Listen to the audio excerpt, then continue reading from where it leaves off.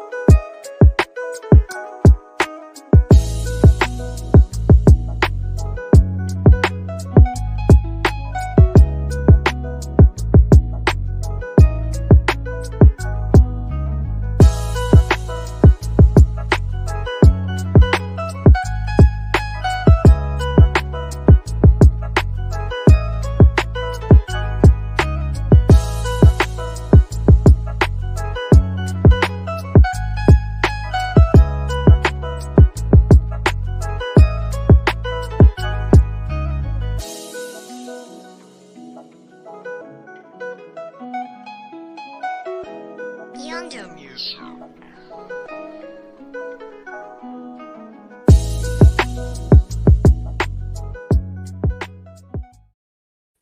Hello, everyone. Welcome back to the Back Post podcast. Now, boys, listen. I've been doing this for about 3 years now, and we've used that song for about 3 years, and I still get the shoulders rolling. I still love it. It still gets me gassed. I was absolutely bopping, mate. I was absolutely bopping. I was feeling that. You know what? I didn't even realise, but people just said, love the song, by the way. Banger. Cheers, everyone. Listen, it gets copyrighted every time, but we'll... I was going to say, do you know what you want to do, Jay? You want to get a little video of that and release that with your tweet. Trust me. I like it. See, this is why we got this guy on. And this guy is Jam, and we've got Nick from That Chelsea Pod. How you doing, boys? I'm good, man. Looking forward to this. Yeah. All good, brother. All good. Yeah, I've had a day off work today, so you've got a fresh jam ready to go. A fresh jam. I like that. A nice bit of fresh jam. Right, my glasses are steaming up. Hold on. Right. That's what fresh jam does, by the way. Is that the effects? Right.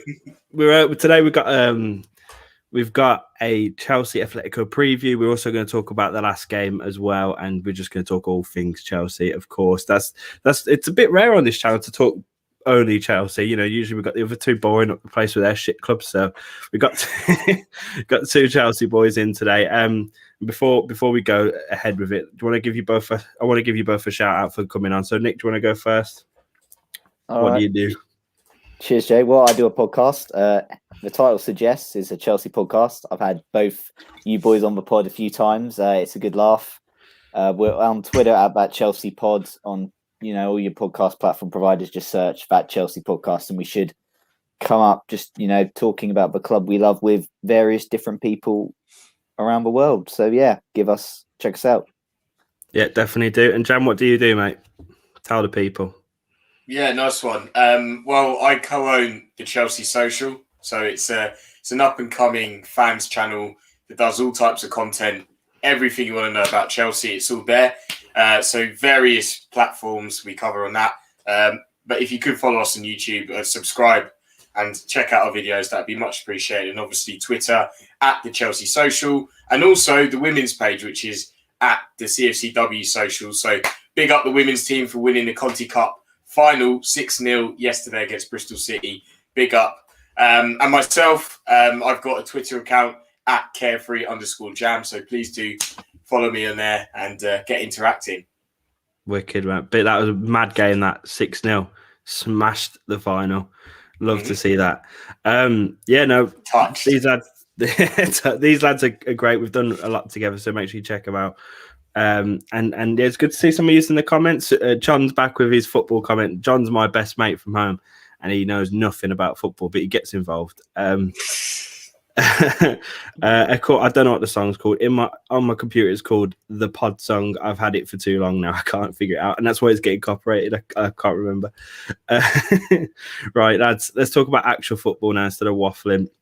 And we're gonna that's gonna move everything up, right? So that's what we're gonna be starting with. We're gonna be starting with Leeds 0, Chelsea 0, and I was quite frustrated. I don't know if anyone saw me fan cam. I was quite frustrated with this one. This was one we didn't need to draw. We should have won this one. It would have been good for us. I mean, in hindsight, we're kind of okay after everything else. But what were your thoughts on this game, Nick? I'll start with you.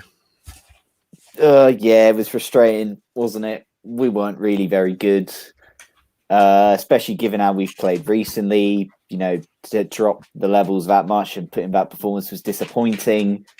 But I guess saving grace is that Spurs and Everton and West Ham have all lost this weekend. You know, if Wolves can do us a favour against Liverpool this weekend, then it's not actually all that bad.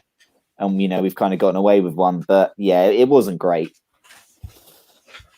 Yeah. Jan, what did you think, mate? Yeah, to be fair, it was much the same as what Nick said. God, it's frustrating at the time. You know, I was on the Byline podcast that Alex Goldberg runs, and he referred to it as a bagel. I've never heard of it before that, but that's what I'm going to use now. A bagel. One, actually. It literally, yeah.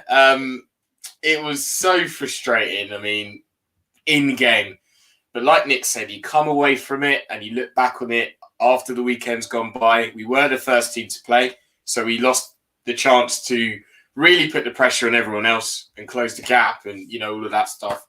But we've still gained a point and all the teams behind us. So actually, on the whole, you'd probably give it a 6 out of 10. Just that little bit positive. Annoyingly, Leicester and Man United have gotten away from us. But every other team are playing each other in this next period when we have said easier fixtures. So let's see what we could do there. If we can get the W's in the next games, that's not so bad. A draw at Ellen Road, really, is it? It's just that we didn't score against a team that loves to concede goals. That's the thing. And I'm sure we'll get into that a little bit further. Yeah, that's exactly it. And that was the problem with Tuchel's come in. He sorted the defence out. Our defensive players look wicked. Christensen looks good all of a sudden. That's great. None of that's a problem. The midfielders, you know, I'm quite happy with Jorginho, Kovacic, Kante all doing their part. But then, and as Akul just said, it sounds obvious, but they just weren't clinical enough. And he obviously said Mendy was really good, but we're not. That's our problem. We're not clinical at the moment, and it is worrying going forward. But this game, it was a rough one. We were all excited to see Havertz start. I think me, you, and all three of us were in that pod recently where we spoke about this. We wanted to see it, and it just, I don't know. It was one of those. I said this in my fan comment. It was one of those where it's like you go, oh, whoa, this is no fucking, and it just nothing happens, and you just have that all game. And I really don't know how to fix it. You got any ideas, Nick? Yeah, well, the thing is, like, I think at the start under Tuchel, we was maybe, you know, there was a complaint about we weren't creating enough. I think in recent weeks, we are now creating enough. I think what we've got to try and do, and I'm not sure how possible this is, we've got to almost create an unmissable chance. Because with the confidence of these players that we've got, you know, chances like they're getting right now, they just can't score. In normal circumstances, when they're full of confidence, they put them away. You know, a confident Kai Havertz, probably that chance he gets in the second half, roofs that. Instead, he, you know, hits it, you know, too high. I think the biggest issue is trying to just create an unmissable chance for this team, because we see, as well as we've been playing, if you look back at recent games, Everton was an own goal, and a penalty. Liverpool was a Mason Mount wonder solo goal. Atletico was a Giroud wonder goal. It's like moments of brilliance or a bit of luck at the moment is sort of what's getting us results or points. And we've just got to try and, as I say, try and create, I almost feel, that unmissable chance, which is, easier said than done. Yeah, definitely. I mean, I guess that sums it up really. Like, I'm happy to ride the luck, and I'm happy to keep that going if the wins come. But then when a draw comes where you should have won, where you should have took those opportunities, that's where the problem comes in, isn't it, Jam? Yeah, absolutely. Look, let's compare it to Man United. These guys are villains. They're villains as far as I'm concerned. The way they get their wins sometimes. I mean, look at the way they won against West Ham. I know West Ham kind of part of the bus and all of that, but that's so annoying. How many times have they done that and got a W out of the game? They just take whatever chance they get, don't they? And I feel like whilst we've had a mix of actually doing that ourselves recently, like Nick's just pointed out, it's just not consistent enough. I think you can argue that Tuchel had to make rotations. He had to rotate the team, had to make some changes. And you can argue that maybe those changes were a little bit too much in the front position. So Havertz, he only played against Everton on last Monday. Ziyech and Pulisic haven't had that much game time. So is it a gamble to put 3 players like that in to a team and really mess up with the chemistry? It probably was. And the front 3 keeps on changing as it is anyway. But, let's say Ziyech and Pulisic can really look at themselves after that and think, did I do enough? Did I take my chance? Probably not. In terms of what we have to do, Nick's right. We have to increase the quality of our chances. It's not necessarily always quantity. In theory, if you have the players that always play, then quantity is what will get you goals. But yeah, we need to have our missable chances. What I would say as well is I got frustrated by the decision making at times. So this links into chemistry. Kante, for example, we had the typical Kante game. I actually, on AG's podcast, I said I wasn't too impressed by his game. Everyone else was singing his praises. I kind of get why. He had a typical Kante game. But when he goes forward with the ball, he's the wrong player to be doing that because his passing isn't the best. His decision-making just in the final third, not the best. So it was frustrating. Like, I feel like we just needed that player from centre mid, deep line playmaker that was going to play a lot of these balls that weren't played, for Havertz's runs or Pulisic's runs, in behind the defence. I don't think we did that enough, which is frustrating. I think maybe a chance like that, getting someone in one-on-one or for a cutback, we probably get a goal from that.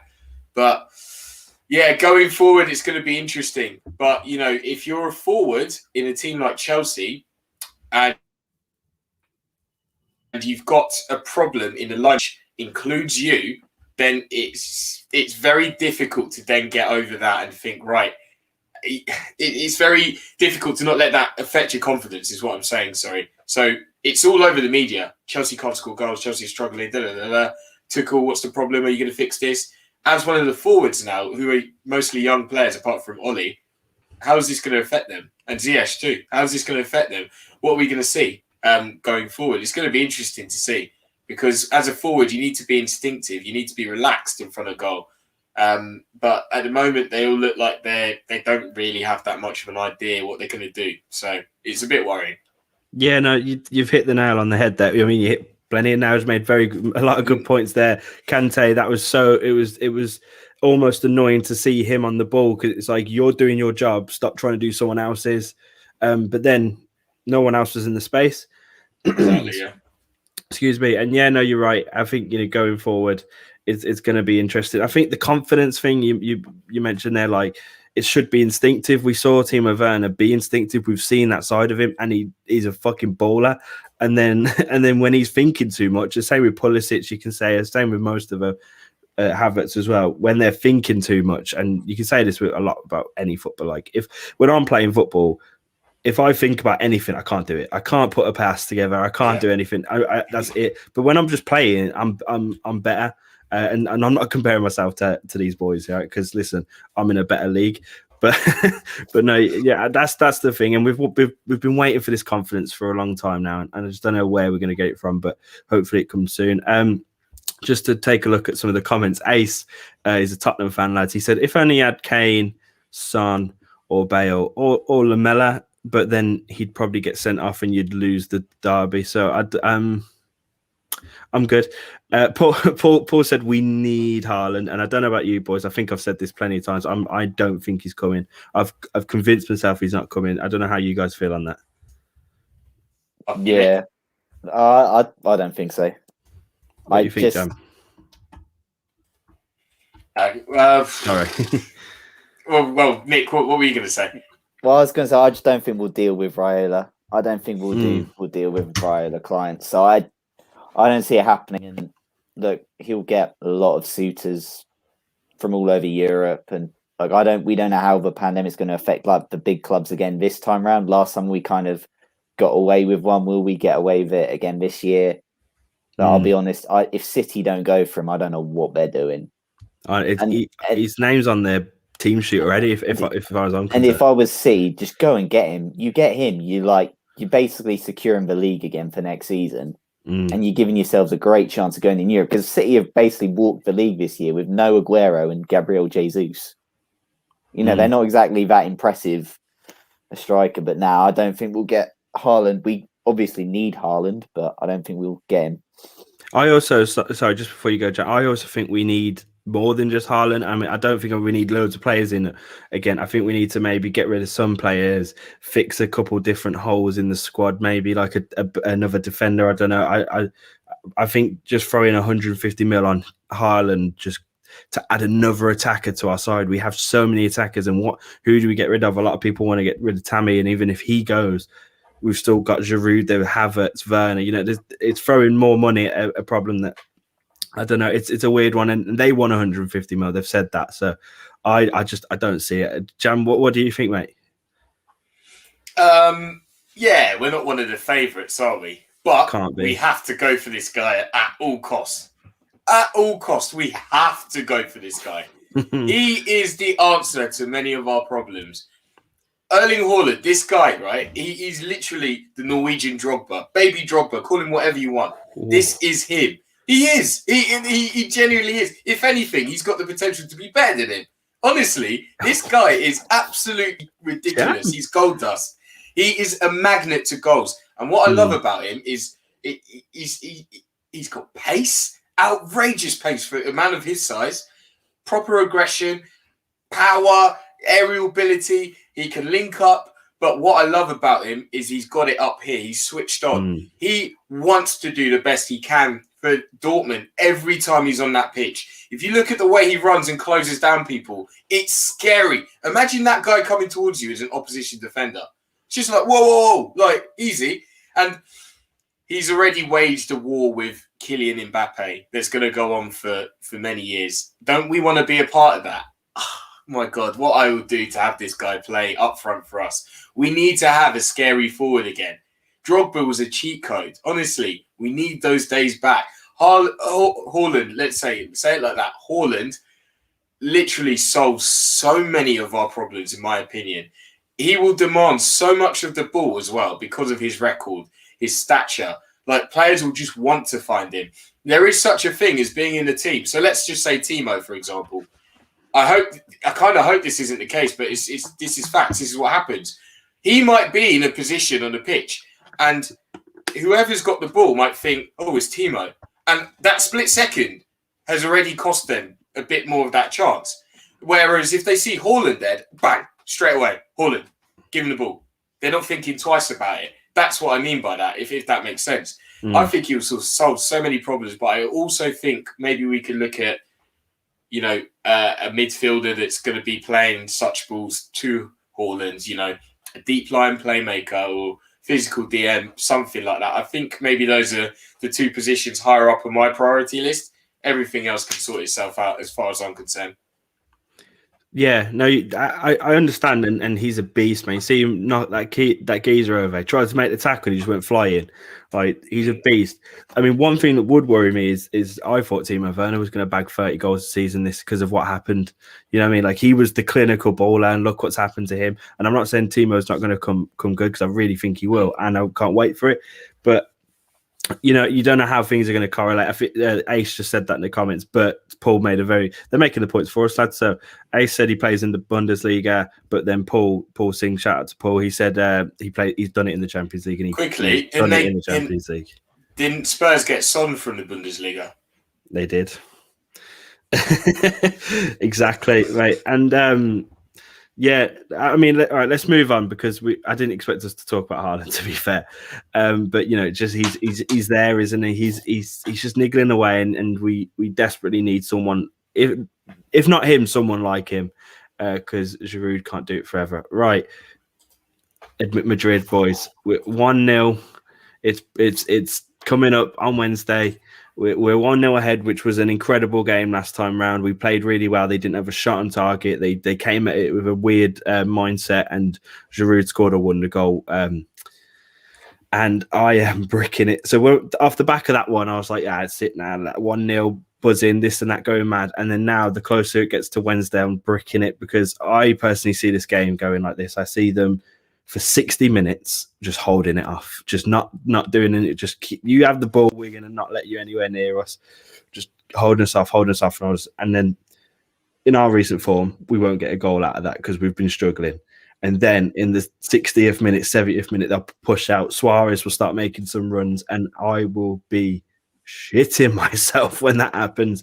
If that happens, I think that first half, that first 60 minutes is going to be so important.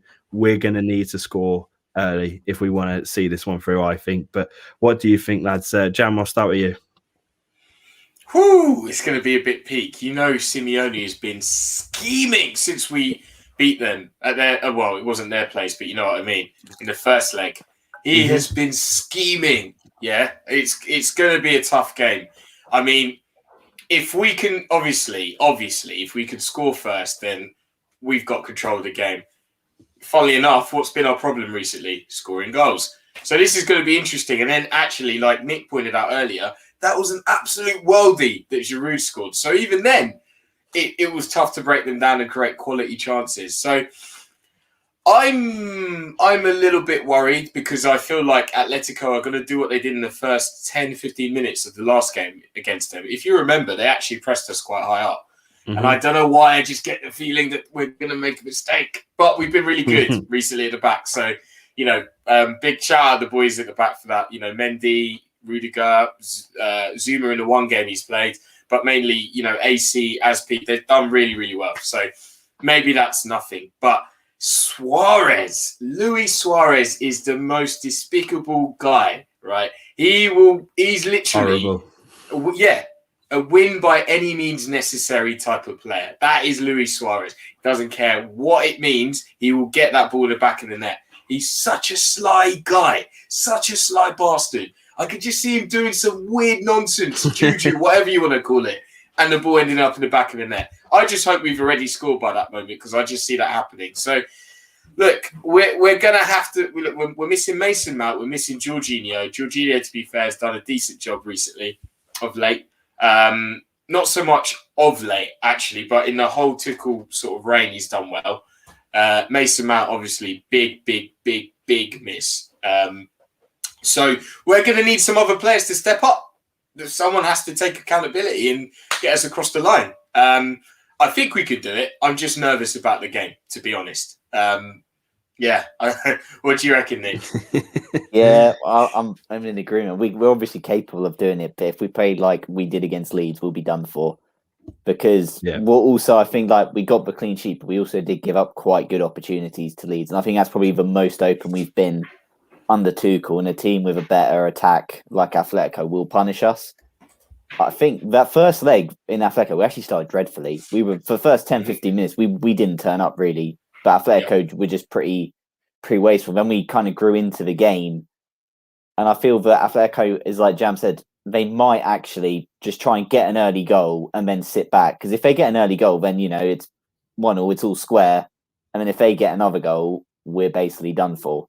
So it's gonna be tough. I think for us, the confidence I've got is we are still fairly solid defensively. And look, I'll happily take a 0-0 like we got the weekend. But it's Chelsea in the Champions League. It's gonna be a very stressful night. But yeah, we can do it. Obviously, we can do it. But we're gonna have to be right on it. Yeah, absolutely. Paul said, for some reason, I'm more nervous now that we're 1-0 up than 0-0, which I understand, to be fair. I get that. Like, it's more jeopardy. We should be, we have the advantage, and it'll be even worse if we slip that up. Yeah, and like you said, big players missing. I don't know. I'm terrified, and knowing our history of late, not getting out of the round of 16 for a very long time.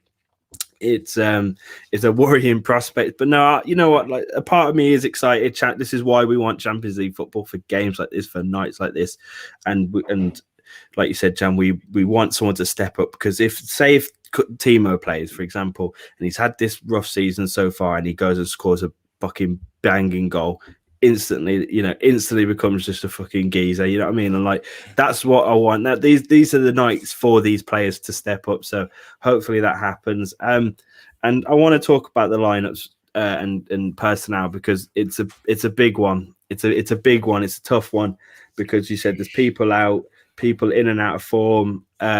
Defense is looking solid, so I think most of that stays the same. It's that attacking line. Who do we play? We need the goals. Who do we play? I'll go first. Well, I'll start first with a question, and it is: do we think that Giroud needs to play in this game? And yes. I'll start. Yeah, you're both nodding. Yeah, both absolutely nodding. It's a given, isn't it? He's the only one that you can kind of rely on to maybe nick a goal. Sometimes he doesn't, but he's the only one you can really, really trust out of the lot of them, isn't he? But I also think, like, it's not the game for Werner. It's going to be predominantly against a low block side, so I don't see the point in him leading the line. In Giroud, you get the hold up play, and if we've got Kai Havertz, I doubt Kai will be in the full scenario. I reckon he'll be in Mason's position. So if he can link up with Giroud, then that's where I think we get our joy from. So yeah, Giroud's got to start for me. Yeah, still doesn't he? But you think Havertz then as well? Havertz in there. Havertz has got to play. Havertz has got to play in Mason's position for sure. Yeah, that's the thing. Without Mason, it's like he's probably the best lad to play there, isn't he? And he's been in relatively good form the last 2 games, so just keep playing him. Yeah, and we said this on your pod, Nick. We said we think this is why Tuchel's done it. They brought him in a couple of games ago against Everton, kept him in the squad for the Leeds game, get that match fitness, get that match confidence, and take it to this game, because he knew we weren't going to have Mason in there. So that's 2 of the attacking players sorted, and I want to see what else. Ziyech can't play, can he, Jam? I don't think Ziyech can play. So Ziyech, unfortunately, right now, do you know what? Let me hold up my hands. He was my favourite summer signing. He was. Yeah. I was calling him Hakim Houdini, the Moroccan magician, and all that. And I think one of his spells has gone wrong, because it's peaked for him this year. It really is. He just needs a bit of a break. He needs to be thriving in full confidence. He needs to be that kind of a player. He came with a bit of swagger. Full confidence. He knew he was good. We need to get him back to that, because now he's really lost it. And that's fair enough. It happens to some players. So a bit of time on the sidelines will do him well, I think, and hopefully he can get back to it towards the in the next few weeks, let's say. Got to be Callum. Chocho Butter. He has got to start this game. Come on, think about the 3 of them, yeah? Kai Havertz, Callum Hudson-Odoi, and Olivier Giroud. What's Callum very good at? Ball carries, chance creation. Get him running into that box, especially if we're on the break, for example, and crossing the ball to Giroud. It makes sense. And alongside that means probably Alonso left wing back. Get those 2 in the box for crosses that Callum's very good at doing. Get Reece James right wing back. It's a cheat code. Surely. That's how I see us, especially as we're struggling to score right now. May as well resort to that. Yeah. Are you saying Hudson-Odoi up front or a wing back there? Oh, sorry. Up front. One of the forwards off Giroud. Yeah. And then I agree. Right wing back. I agree, yeah, because then you can get Reece, who's also whip a ball on a sixpence to Giroud as well. So having the double threat of Hudson-Odoi and James seems just logical to me. So we have that. So that means we have Giroud, Havertz, Hudson-Odoi, James, and Alonso as our attacking players because obviously they're wing backs going forward. Do you agree with that, Nick? I was torn, man. I did a pod after Leeds, and I threw Ziyech in. I threw Ziyech in purely because I think he's the Champions League. He's probably been slightly some solid performances there. I think he was decent off the bench in the first leg against Atletico. I also think if we struggle for creativity, his delivery could be key. I mean, again, we're saying could with Ziyech. We're not saying like he definitely will. So that's the main reason for playing him. But Jam's made a great point for Callum, to be honest. And Callum was, lively-ish off the bench against Leeds at the weekend. So I've got no real issue either way he plays out of them two, to be honest. But yeah, I initially went with Ziyech, but I don't really mind if Callum starts. Fair enough. You know what saddens me should be the word. What makes me sad is Pulisic, man. I love that kid. He's so good, and we know he's good. We don't think he's good. We know he's good. We've seen the evidence, but the fact that he just ain't performing right now really upsets me. And imagine if we had a fully fit, fully confident Pulisic going into this game, I wouldn't be as nervous. I don't think. What do you think, Jam? Yeah, true. If he was on the Project Restart hype, then yeah, get him back in on that. Get that guy back. Yeah, mate, I'm all for it. That was Captain America. Let's get it right, yeah. And then since then, he's kind of flirted with being injured, and then been injured, and kind of resorted to being Captain NHS, man. Honestly, you need to get consistency in your game, right? And let's be real. The last month of Frank being in charge, Pulisic actually played quite a lot. He came back from an injury, so give him that. But then after a month, people were just still saying, "Oh, he's just come back from an injury." Then after a few weeks, again, they're still saying that. And I think he had like one goal contribution in that amount of time. And there were a lot of games in December. And he was just in bad form. I think coming away from the team, sitting on the bench, training, he got a few niggles recently as well. Just working on getting your fitness back. If you're Pulisic, is the best thing for it. And resetting this, coming back fresh, maybe come off the bench, get a goal or something, and then go off from that. Because he's his own biggest critic. The guy is hard on himself. And I think that's a very good thing. And I think he could be a very good player. But this is not the time to be putting him in, I don't think. I mean, we saw what he did against Leeds. Yes, two great moments where he crossed the ball in low. One of them, Kai Havertz, probably should have been, getting himself at the end of that. So he could have had an assist. What happened after that? Nothing. I mean, with all due respect, you can say that our players weren't giving the ball to the forwards. But actually, I think Pulisic also has to impose himself on the game. So, and then I saw excuses. Oh, you can't play right wing. This is what happens. What do you mean this is what happens? Come on.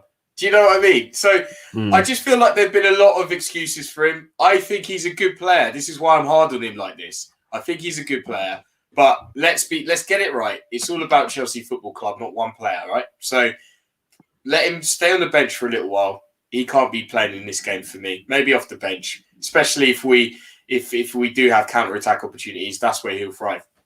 Absolutely, and he's another one of those that's suffering with the mental confidence. You see when he fucks up, he's grabbing his shirt, he's really screaming.